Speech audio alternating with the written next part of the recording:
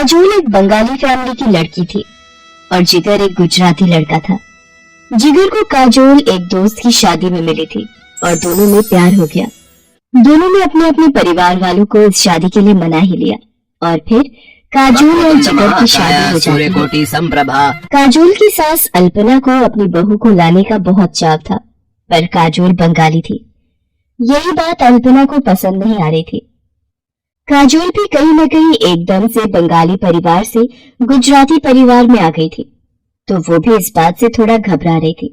शादी करके तो तुम आ गई हो, लेकिन हमारे गुजराती रीति रिवाज भी तुम्हें सब सीखने होंगे। और रही बात भोजन की, तो हमारे यहाँ शुद्ध शाकाहारी भोजन ही बनता है। तुम्हें चावल और मच्छी खाना छोड़ना होगा। माँ, मैंने काजोल को पहले कह दिया था कि हमारे घर पर शुद्ध शाकाहारी भोजन ही बनता है और इस बात से काजोल को कोई ऐतराज नहीं है। जिगर की बात सुनकर काजोल कमरे में आकर जिगर से कहती है, तुम्हें तो पता है मछली और चावल मेरे पसंदीदा भोजन में से एक है। अब तुम ही बताओ, मैं ये सब खाए बिना कैसे रहूंगी? आज सुबह भी नाश्ते में मेरा पेट बिल्कुल भी नहीं भरा। वही ढोकला थेपला कैसे खाऊंगी मैं ये सब रोजाना? तुम ही बताओ मेहर। काजोल, तुम जानती हो ये शादी हम दोनों की सहमति से हुई है, तो हमें इस शादी को आगे बढ़ाने के लिए कहीं ना कहीं तालमेल तो बिठाना ही होगा। अच्छा, मैं ऑफिस निकल रहा हूँ, शाम को जल्दी आ जाऊंगा। मिहिर ऑफिस चला जाता है। ऐसे ही कुछ दिन बीत जाते हैं। एक शाम अल्पना काजोल को कहती है, काजोल, मकर संक्रांति का त्योहार आ रहा है, घर में मेहमान भी आएंगे। इस बार मकर संक्रांति की सारी तैयारी तुम्हें ही करनी है और हाँ, खिचड़ी का प्रसाद भी तैयार करना है।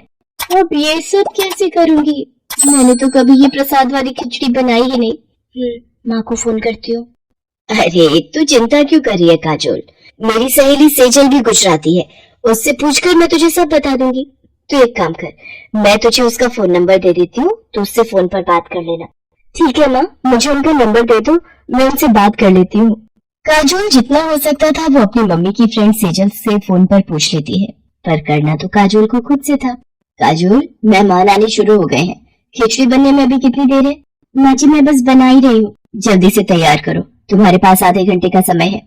आधे घंटे में खिचड़ी बनकर तैयार हो जानी चाहिए। अल्पना रसोई से बाहर चली जाती है। अल्पना बहन जी, और काजोल बहू नजर नहीं आ रही जी? वो आप सबके लिए खिचड़ी का प्रसाद तैयार कर रही है। अल्पना बहन, तुमने अपनी बहू को बंगाली से गुजराती बना ही दिया। अब क्या करूं, अपने गुजराती रीति रिवाज तो सिखाने ही पड़ेंगे। आप लोग बैठिए, मैं जरा भी आती हूँ। वो आ गई आपकी बहू। माँ जी, ये खिचड़ी का प्रसाद। खिचड़ी तो बड़ी स्वादिष्ट बनाई है काजोल बहू। हाँ, ये तो सच है, प्रसाद बहुत बढ़िया बनाया है, बिल्कुल गुजराती तरीके से। YouTube पर सही दिखाया था। हींग जीरे का छौंक, हींग जीरे की खुशबू से खिचड़ी और भी स्वादिष्ट हो गई। सब मेहमान बहुत खुश होकर जाते हैं, पर अल्पना अभी भी सुकून में नहीं थी। मुझे पता है, आज तुमने अपनी मम्मी की सहेली से पूछकर और YouTube पर देखकर जैसे तैसे प्रसाद की खिचड़ी बना ली, पर अभी इतना खुश होने की जरूरत नहीं है। आगे अभी हमारे और भी रीति रिवाज हैं जिन पर ध्यान देने की बहुत जरूरत है। एक प्रसाद की खिचड़ी बनाने से तुम गुजराती नहीं बन गई हो। अल्पना की बात सुनकर काजोल बहुत दुखी होती है और कमरे में आ जाती है। तभी जिगर भी आ जाता है। अरे तुम माँ की बातों को दिल पर मत लिया करो, उनका स्वभाव ही ऐसा है। अच्छा, एक काम करो, तुम मेरे साथ बाजार चलो, मैं तुम्हें तुम्हारी पसंद के बंगाली रेस्टोरेंट से तुम्हारी फेवरेट डिश खिलाता हूँ। नहीं नहीं, हम बाजार का कुछ क्यों खाएं? क्या तुम मेरे हाथ की बनी गुजराती खिचड़ी नहीं खाओगे? अरे हाँ, मैं तो भूल ही गया था, तुमने तो आज खिचड़ी बनाई है। जल्दी से गरम गरम खिचड़ी लेकर आओ और ऊपर से थोड़ा देसी घी भी डाल देना। अल्पना और काजोल का रिश्ता इसी तरह से चल रहा था।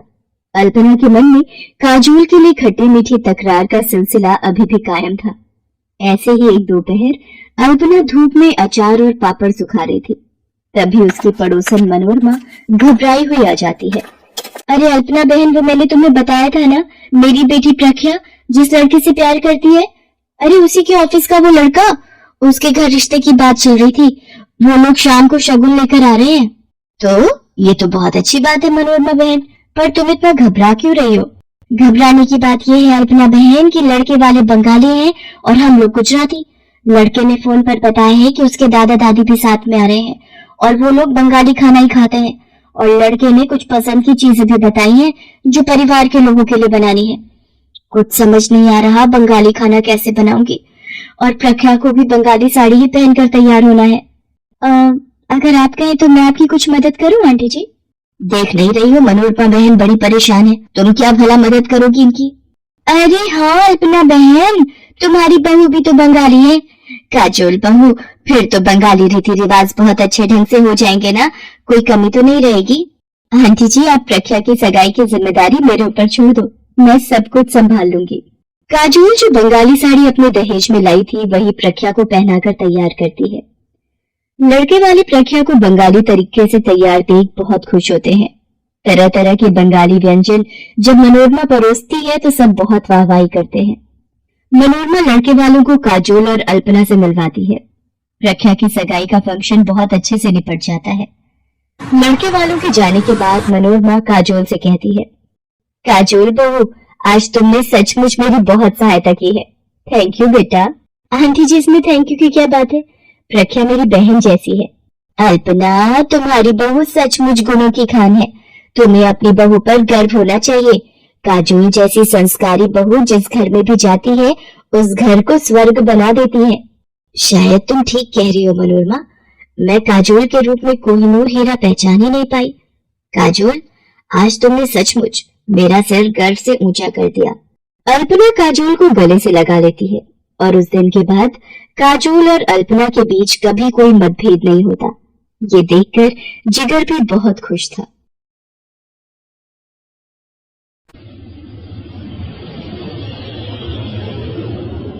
डेजी, हमारी फ्लाइट अभी दिल्ली पहुंचने ही वाली है। वहां से हम अपने नए फ्लाइट पर जाएंगे। उसके बाद मुझे माँ पापा से मिलने जाना होगा। पर क्या तुम मुझे अपने मॉम डैड से नहीं मिलवाओगे? हमारी नई नई शादी हुई है, मैं भी उनसे मिलना चाहती हूँ। अभी नहीं डार्लिंग, अभी सही समय नहीं आया है। हम अचानक से गए तो बात बिगड़ सकती है। पहले मैं उनसे बात कर लूँ, उसके बाद मैं अपने आप तुम्हें वहाँ ले चलूंगा। रवि लंदन में नौकरी करता था, अब वो वापस इंडिया लौट रहा था। डेजी एक विदेशी लड़की है, वो भी रवि के साथ ही जॉब करती थी और उन दोनों में प्यार हो गया। रवि और डेजी ने शादी कर ली। रवि डेजी को लेकर अपने नए फ्लैट पहुंचता है। डेजी, तुम हाथ मुंह धोकर फ्रेश हो जाओ, मैं माँ पापा से मिलकर थोड़ी देर में आ जाऊंगा और खाना भी घर से ही पैक करवा लूंगा। रवि डेजी को फ्लैट में छोड़कर अपने घर पहुंचता है। उसे सामने देखकर उसके माता पिता बहुत खुश होते हैं, पर कोई और भी खुश था जो दरवाजे की ओट से रवि को देख रहा था, और वो थी रवि की पहली पत्नी शोभा। शोभा एक सीधी सादी लड़की थी। रवि 3 साल पहले जब लंदन गया तो जाने से पहले ही उसकी शादी शोभा से करा दी गई थी, पर रवि शोभा को बिल्कुल भी पसंद नहीं करता था। इसका कारण यही था कि शोभा गांव की लड़की थी। अच्छा हुआ तू वापस आ गया, अब शोभा के साथ आराम से रहना। तुम दोनों को तो बिल्कुल समय ही नहीं मिला एक दूसरे के साथ रहने का। अरे जानकी, अब इसने कहाँ जाना है? अब तो इसने अपनी पत्नी और होने वाले बाल बच्चों की जिम्मेदारी ही संभालनी है। माँ जी, मैंने इनके लिए खीर बनाई थी, मैं ले आऊं? हाँ हाँ बहू, इसमें पूछने वाली कौन सी बात है। विदेश में तो वैसे भी इसे खीर खाने को नहीं मिलती होगी। तुम दोनों आराम से बैठकर खाना खाओ और बहू हमारा खाना हमारे कमरे में ही दे देना। चलो जी, इतने दिनों बाद बेटा आया है, दोनों को एक साथ बैठकर बात करने दो। मौका अच्छा है, शोभा से खाना पैक करवा लेता हूँ। ये लोग खीर खाकर बताओ कैसी बनी है। शोभा, खीर तो बहुत लाजवाब बनी है। वो मेरा एक दोस्त मुझसे मिलना चाहता है, क्या तुम उसके लिए भी थोड़ा खाना और खीर पैक कर दोगी? उससे बहुत समय बाद मिल रहा हूँ, तो तुम्हारे हाथ का खाना भी खिला दूंगा। अच्छा, आपको खीर इतनी पसंद आई? ठीक है, मैं खाना पैक कर देती हूँ। शोभा बेचारी रवि को डिब्बा भरकर खाना और खीर पैक करके दे देती है। वो तो ये सोच रही थी कि रवि को उसके हाथ का खाना पसंद आया है और वो अपने दोस्त के लिए लेकर जा रहा है, पर रवि तो ये खाना डेजी के लिए लेकर गया था। ऐसे ही कुछ दिनों तक रवि शोभा और घर वालों को बेवकूफ बनाकर डेजी के साथ रहता था। करवा चौथ का व्रत आने वाला था और शोभा इस व्रत को लेकर बहुत खुश थी, क्योंकि शादी के बाद पहली बार रवि उसके साथ था। नहीं तो 3 साल तक वो रवि के बिना ही व्रत रख रही थी। शोभा करवा चौथ के व्रत की तैयारियां कर रही थी। एक दिन वो मेकअप की दुकान से चूड़ियां खरीद रही थी, तभी डेजी भी उस दुकान पर शॉपिंग के लिए आती है। भैया, मुझे सभी रंगों की चूड़ियां देना, आपको पता है मेरा करवा चौथ का व्रत है। आप मुझे बढ़िया चूड़ियां दिखाना जिससे मेरे पति मुझे तैयार होता देखे और मैं सबसे सुंदर लगूं। अगर आप बुरा ना माने तो ये सब सुनना मुझे बहुत अच्छा लग रहा है। क्या आप बता सकती हैं कि ये सब आप अपने हस्बैंड के लिए क्यों कर रही हैं? आप तो विदेशी मेम साहब लग रही हो, आपको करवा चौथ के व्रत के बारे में नहीं पता? ये व्रत हर सुहागिन अपने पति की लंबी उम्र के लिए रखती है। आपकी शादी हो गई? जी, मेरी कुछ ही महीने पहले शादी हुई है। मैं भी इस व्रत को रखना चाहती हूँ। क्या आप मुझे इसके बारे में बताएंगी? मैं यहाँ पर किसी को भी नहीं जानती हूँ।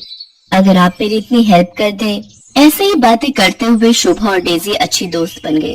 शोभा डेजी को करवा चौथ के व्रत की सारी तैयारी करवाती है, पूरी शॉपिंग करवाती है। डेजी को शोभा का स्वभाव बहुत अच्छा लगता है। वो उसे अपना मोबाइल नंबर दे देती है और फोन पर बात करने के लिए कहती है। अगले दिन करवा चौथ का व्रत था। इधर शोभा भी तैयार हुई थी और उधर डेजी भी शोभा से फोन पर बात करके तैयार हो जाती है। डेजी, ये सब क्या है? तुमने आज लाल रंग की साड़ी पहन रखी है। बिल्कुल इंडियन स्टाइल में तुम तैयार हुई हो। वैसे आज ये सब क्यों? रवि शाम को आने का वादा कर लेता है, पर उधर उसे शोभा का भी व्रत खुलवाना था। रवि, आज तू कहीं नहीं जाएगा। आज बहू ने व्रत रखा है। जैसे तुम्हारे पिताजी मेरा व्रत खुलवाएंगे, वैसे ही तुम्हें भी बहू का व्रत खुलवाना है, समझे? पर माम, मुझे शाम को ऑफिस का काम है। अच्छा ठीक है, पर मैं ज्यादा देर तक नहीं रुकूंगा। मुझे किसी जरूरी काम से बाहर जाना है। शाम को रवि जल्दी जल्दी शोभा का व्रत खुलवाता है और डेजी के पास पहुंचता है। डेजी उसका इंतजार कर रही थी। शोभा को वीडियो कॉलिंग कर लेती हूँ। डेजी शोभा को वीडियो कॉलिंग करती है। हाय शोभा, कैसी हो? मैंने तुम्हें ऐसे ही फोन किया है कि मुझे तुम वीडियो कॉल पर ही समझा देना कि मुझे कैसे अपने हस्बैंड की पूजा करनी है, ठीक है? मैं वीडियो पर आती हूँ। रवि डार्लिंग, इधर तो आना। क्या बात है, तुम पूजा छोड़कर वीडियो कॉल पर किससे बात कर रही हो? आओ रवि, ये देखो, मेरी सहेली शोभा। आप डेजी के पति, और फिर न चाहते हुए भी सारी सच्चाई सबके सामने आ जाती है। तुझे शर्म नहीं आई? एक पत्नी के होते हुए तूने इस विदेशी लड़की से ब्याह कर लिया। अरे शोभा, मैं क्या कमी थी जो तू इस विदेशी से शादी करके इसे साथ ले आया? मैं क्या करता? आप लोगों ने जबरदस्ती मेरी शादी एक ऐसी लड़की से करवा दी जो पढ़ी लिखी भी नहीं थी और जिसे शहर के कोई तौर तरीके नहीं आते थे। माँ, पिताजी, मैं डेजी से प्यार करता हूँ। वो मेरी पत्नी है। मैं ये घर हमेशा के लिए छोड़कर जा रहा हूँ। आप रखो अपनी बहू को अपने पास। क्या हुआ डेजी, चलो, तुम रुक क्यों गई? नहीं रवि, तुम शोभा को इतनी बड़ी सजा नहीं दोगे। ये तुमसे सच्चा प्यार करती है जैसे मैं तुमसे करती हूँ।